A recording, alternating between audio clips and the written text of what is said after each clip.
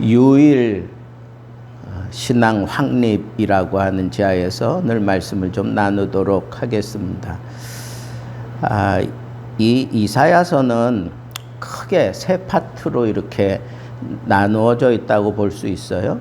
1장부터 35장까지, 그리고 36장에서 39장까지, 그리고 40장부터 66장까지 이렇게 나누어져 있습니다. 특별히 이 셋째 부분 40장에서부터 66장도 이렇게 3등분해서 이렇게 나눌 수 있는데, 이 9장에는 이사야 선지자가 활동하던 때로부터 약 100년에서 160년 후에 있을 유다 백성들이 망하게 되는 것에서부터 바벨론 포로 생활에서 돌아오게 될 것을 예언하고 있습니다.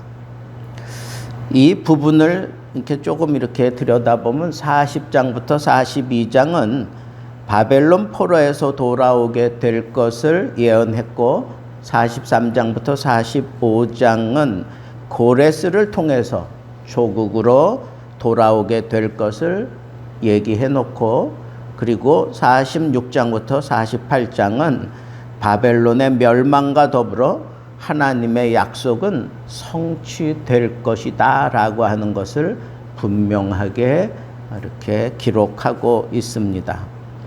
그래서 오늘 말씀에 보면 이렇게 바벨론에서 반드시 돌아오게 될 것은 이건 하나님의 계획 속에서 이루어진 일이다라고 하는 것을 이제 이사야서가 분명히 우리에게 얘기를 합니다. 그래서 이 46장도 1절부터 7절에 있는 말씀에 보면 하나님과 이 우상 바벨론이 섬기는 그 우상을 대조해 가면서 이 우상을 섬기는 자들은 다 망하지만 하나님은 결국 구원해 내신다 하는 것을 아주 선명하게 그렇게 밝히고 있습니다. 그리고 이제 8절부터 마지막 절에 이르러서는 그 하나님이 말씀하셨으면 하나님은 반드시 행하신다는 것. 하나님은 말씀하셨어요. 그리고 말씀하신 대로 꼭 행하셔요. 그리고 그 행함의 결과가 뭐냐? 그건 구원이다 라고 하는 것을 우리가 이 이사야 46장을 통해서 알 수 있다 하는 겁니다.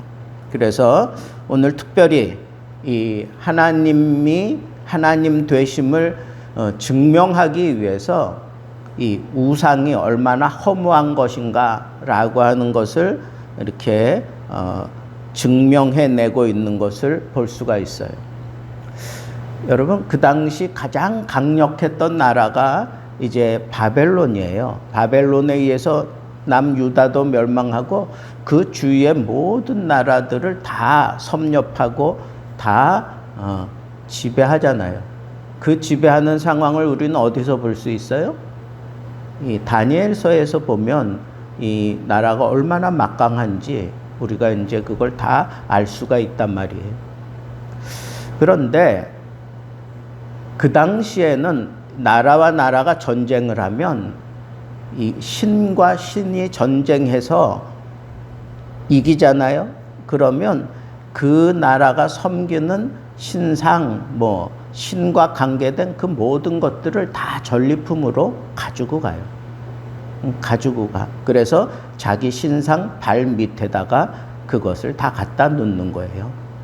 우리가 섬기는 신이 너희 섬기는 신을 다 무찔렀다 하는 그런 의식이 그 당시에는 있었단 말이에요. 그런데 실제로 이 바벨론이라고 하는 나라는 아주 막강하고 그 막강함이 그냥 온 세계를 두렵게 만들 정도로 그렇게 막강했어요. 다니엘서에도 보면 이 느부갓네살 왕이 얼마나 그렇게 아주 그냥 기고만장해질 정도로 그렇게 막강함을 자랑하잖아요. 근데 세계가 그 바벨론의 지배하에 있을 때 아주 굉장한 그런 왕궁을 이루어 놓고 내가 만든 이 나라를 봐라. 내가 만든 이 국가를 봐라. 내가 만든 이 권세를 감히 누가 어떻게 넘볼 수 있겠느냐. 뭐 이렇게 교만을 떨다가 느부갓네살 왕이 아주 순식간에 아주 미친 사람이 돼버리고 말잖아요. 그러다가 나중에 하나님의 은혜가 온데 정신이 돌아와서 그제서야 하나님 되심을 막 찬양하는 그런 장면도 나오고 그러잖아요. 그런데 여기서 이제 문제는 뭐냐 하면, 자, 그런 시대 상황 우리가 이해할 수 있어요. 아, 이건 신들의 전쟁이다. 그런데 이스라엘 백성들이 이 바벨론에 사로잡혀 가면서 하나님을 완전히 잊어버려요. 완전히 내려놔요. 이게 무슨 얘기냐?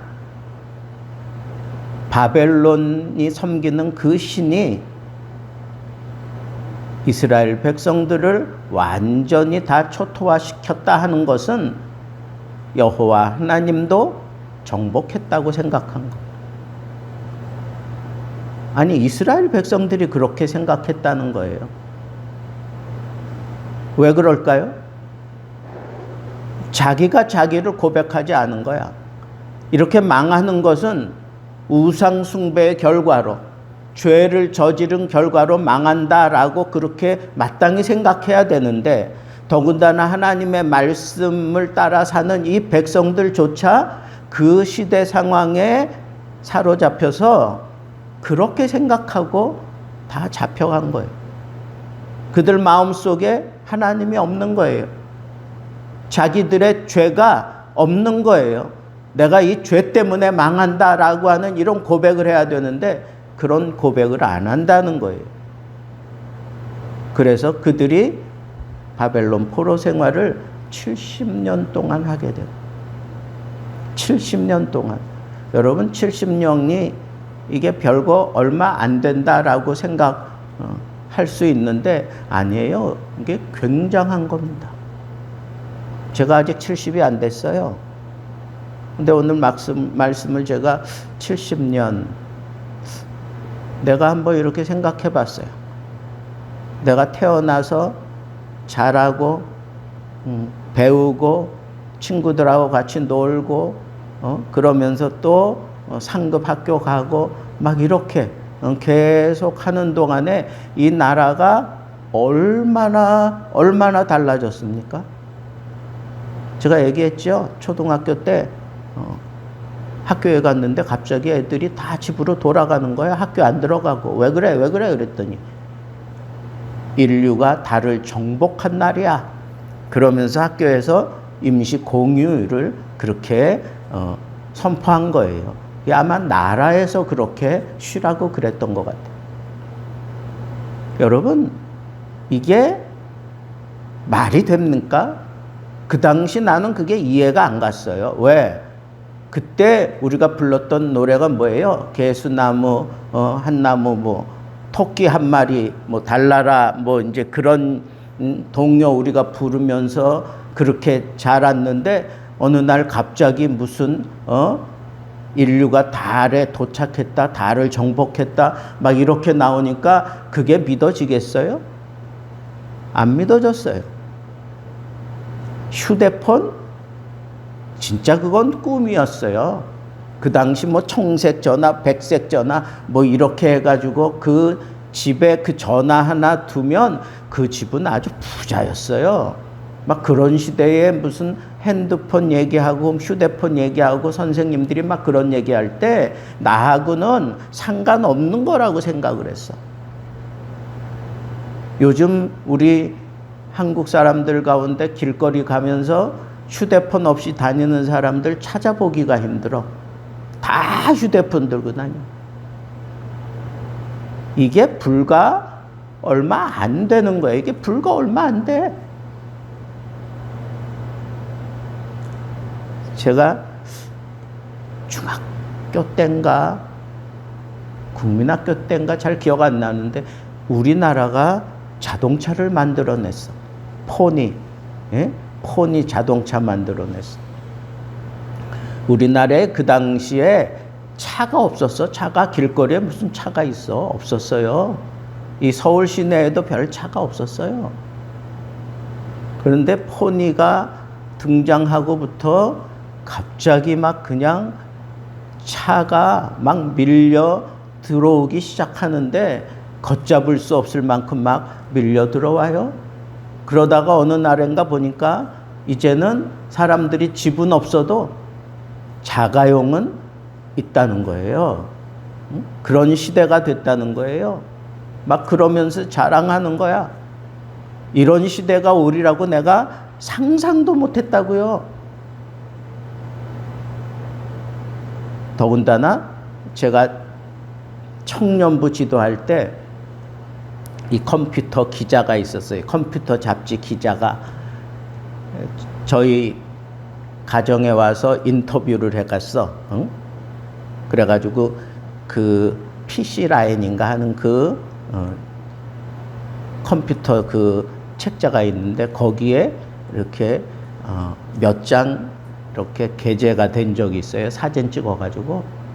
근데 그때 제가 무슨 얘기를 했냐면 컴퓨터가 있는데 막 활성화되기 바로 직전이에요. 아주 뭐 활성화가 되지도 않은 그때에 목사님 이 앞으로의 미래를 어떻게 보시느냐, 이 청년들에게 뭘 준비해야 되는 겁니까?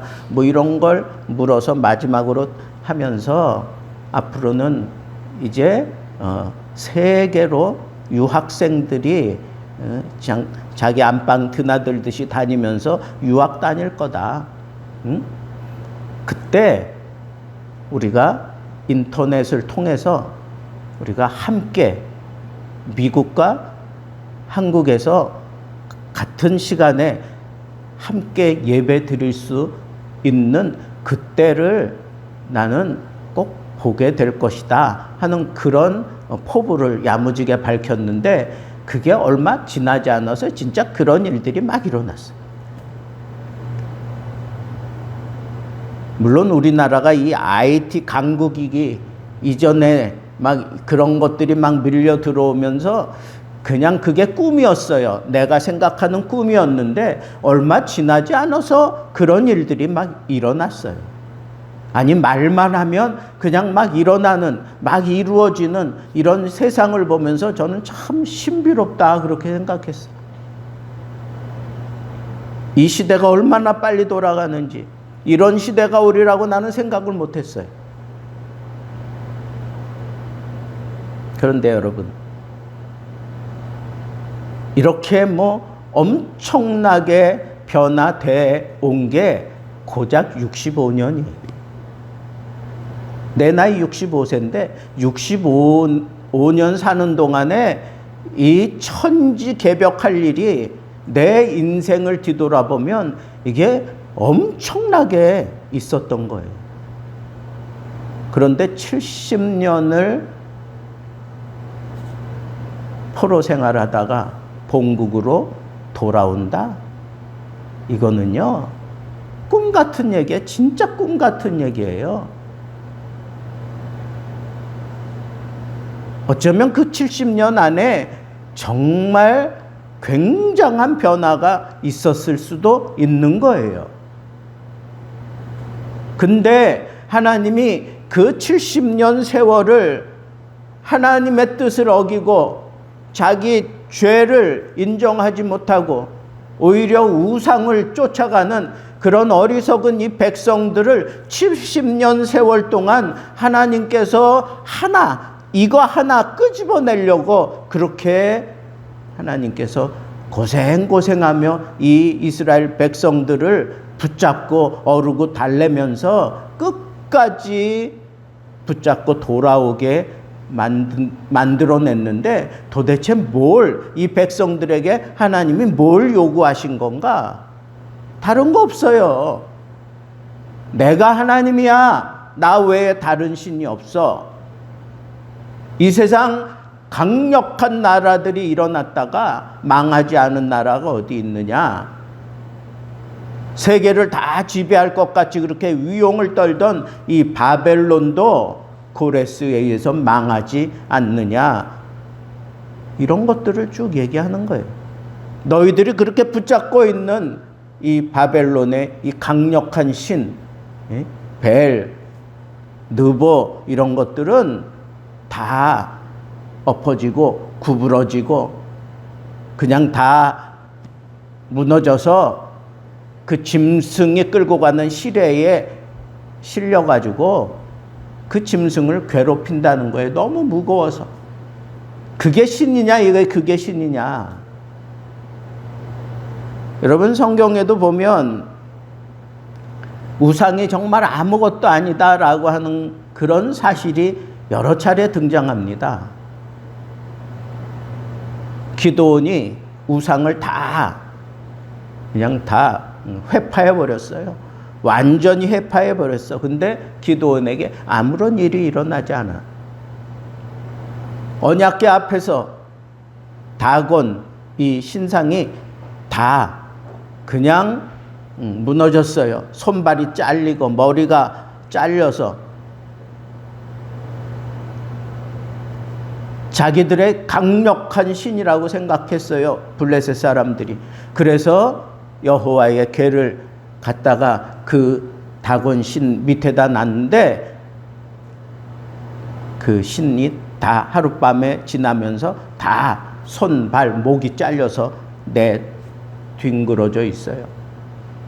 그들이 섬기고 그들이 바라봤던 그 신들이 이렇게 되고 나니까 두려운 거야. 그래서 어떻게 했어요? 이 여호와의 궤를 이스라엘이 돌려달라 그래서 준 게 아니에요. 지네들이 무서우니까 보내잖아요. 그것도 끌고 가지도 못해. 그죠? 소에 실어가지고 그냥 보내잖아요. 엘리야가 갈멜 산상에서 850대 1로 싸운 그 명분이 뭐예요? 하나님이냐 너희들이 섬기는 바알이냐 이 싸움이에요.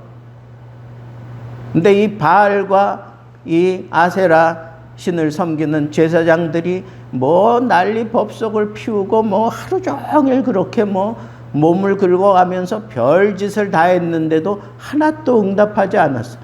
그래서 엘리야가 놀리잖아. 야, 니네들 신 잠들었나 보다. 깨워라. 아니면 저기 용변 보러 갔느냐? 왜 너희들에게 그렇게 부르짖는데도 응답하지 않는 거야? 뭐 그러면서 엘리야가 오히려 놀려요. 그러다가 엘리야가 딱 한마디 하잖아요. 그죠? 주여 내게 응답하소서. 불로 응답하소서 그랬더니 하늘에서 불이 내려와가지고 그 제단을 다 태워버리잖아요. 요나가 하나님을 어기고 니느웨로 가는 배 타지 않고 다시스로 가는 배 타고 간 그때 갑자기 큰 대풍을 만나요.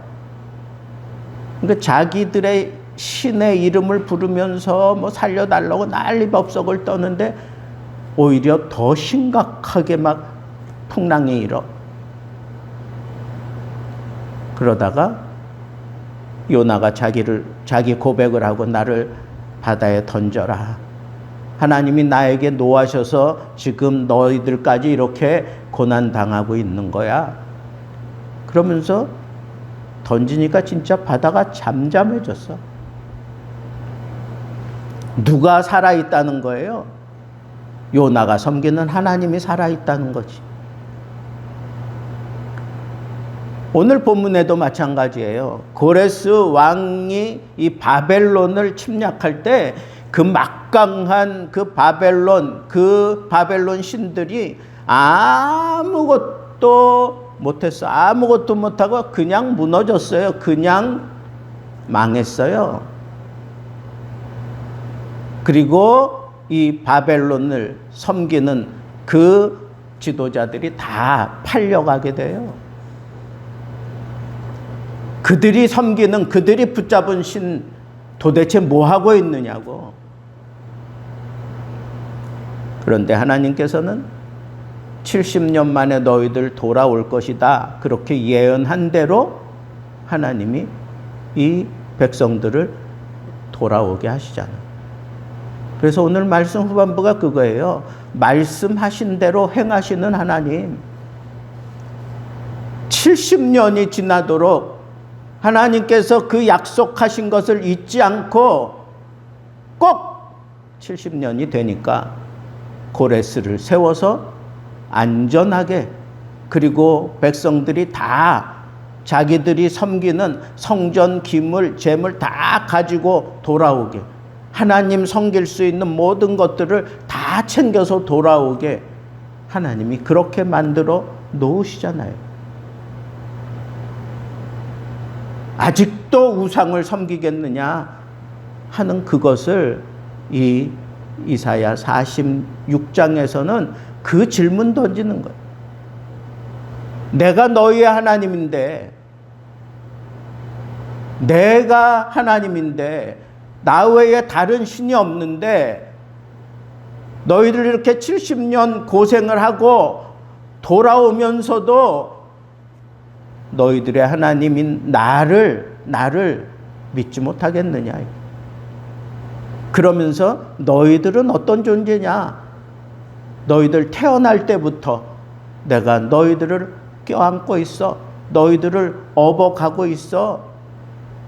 내가 너희들을 그렇게 사랑하고 있어 하는 것을 얘기하는 거예요. 하나님의 백성이 됐다고 하는 것은 하나님이 이렇게 꼭 껴안고 있다는 거예요. 업고 간다는 거예요.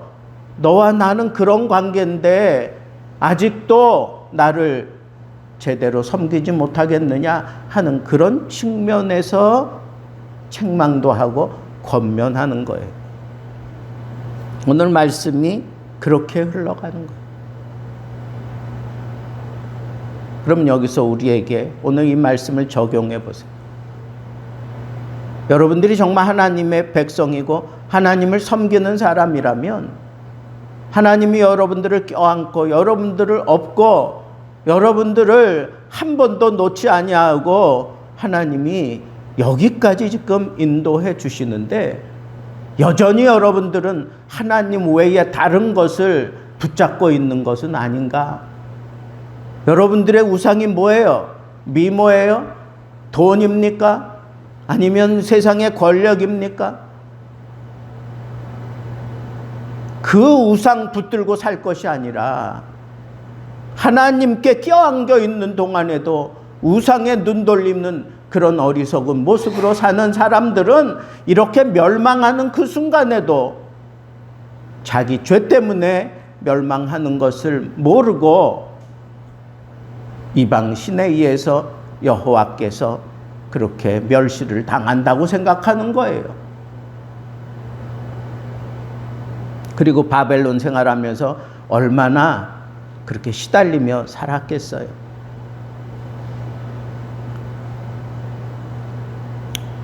여러분, 하나님이 이렇게 이 백성들을 다시 되돌리실 때 이거 하나 지금 그 사람들에게서 뽑아내는 거예요.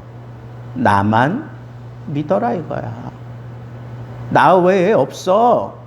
나만 믿어라 이거. 나만 믿어라. 너희들의 신앙 돌이켜서 너희들 신앙 다듬어서 유일신 사상을 제대로 가져라 이거야. 하나님 외에 다른 것 없다는 거예요. 하나님만 사랑하겠다는 거예요. 나만 사랑하라고 하는 거예요. 그 유일신 사상을 하나님은 요구하시는 거예요. 70년 포로 생활 마치고 돌아오는 그 백성들에게 70년을 기다려 그들이 돌아오게 될 때 기쁨으로 주의 이름을 부르며 돌아오게 될 때 그렇게 그리워하며 성전에 오고 싶어하는 그 백성들이 예루살렘 성전으로 모여들면서 이거 하나만 붙잡고 와라 이거예요. 뭐? 여호와 유일신 사상, 여호와 하나님 한 분만 나에게 필요합니다. 내게는 여호와 한 분이면 족합니다. 여호와 하나님만이 참 신입니다. 주님만이 나를 구원하셨고 주님만이 나를 껴안고 계시고 주님만이 나를 책임져 주실 수 있습니다. 여러분 70년 세월을 기다려서 이 돌아오는 백성들에게 요구하는 이 유일신 사상 이 하나, 이게 어쩌면 우리가 신앙생활하면서 끝까지 붙들고 씨름해야 될 그런 대상인지도 모르겠어요. 하나님은 성경을 통해서 내가 하나님이야 라고 하는 것을 참 확실하게 보여주셨어요. 나는 완전한 하나님이야. 나는 시건하지 않아. 후회도 하지 않아. 측량 못할 완전한 지혜를 가지고 있어. 나의 완전함 하늘보다 높아. 도량이 바다보다 높고 부족함이 없어. 미리 예언한 하나님의 그 모략이 다 성취되었어. 하나님의 미쁘심을 패할 수 있는 이 세상에 그 어떤 것도 없어. 하나님은 살아계셔. 참되셔. 하나님은 언약을 끝까지 지켜내고야 마셔. 하나님은 변하지도 않아. 회전하는 그림자도 없어. 절대로 하나님은 변개하는 그런 심성을 가지고 계신 분이 아니야. 왜 하나님이 이렇게 성경에 여러 방면으로 하나님의 이 속성들을 이렇게 나타내 보여주셨을까요? 우리 보고 이거 하나 붙잡고 오라는 거야. 뭐? 하나님 한 분만, 하나님 한 분만 나의 하나님이십니다. 나는 하나님만 섬기겠습니다. 하나님 한 분 그것으로 만족하겠습니다. 나는 하나님 한 분만 믿고 따르겠습니다.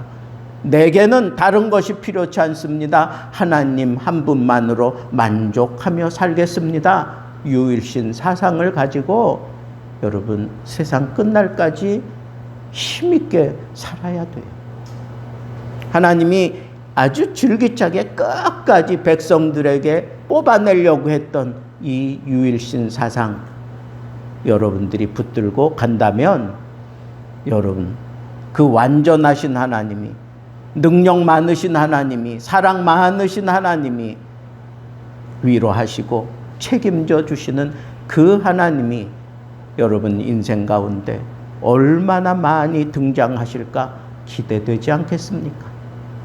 우리 교회에도 이렇게 능력 많으신 하나님이, 나는 하나님이야, 내가 너를 껴안고 있어, 내가 너를 업고 갈 거야, 뭐 이렇게 말씀하시는 그 하나님 때문에 우리 교회가 든든해지고 확실하고, 그리고 하나님의 은혜 속에서 이 교회 구실 바르게 감당하게 될 줄로 믿습니다.